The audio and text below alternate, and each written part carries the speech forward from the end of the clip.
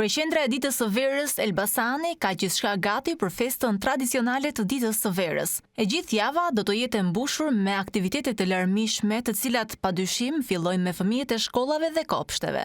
Festimet jo pa qëllim janë nisur me panajër tradicional të fëmijëve me qëllimin e madh të përçimit të traditës. Pranvera tashmë ka zbukuruar rrugët me lulet e para, ndërsa në të gjithë qytetin ka filluar të ndihet aroma e këndshme e ballokumeve që janë dhe gatimi tradicional i kësaj feste.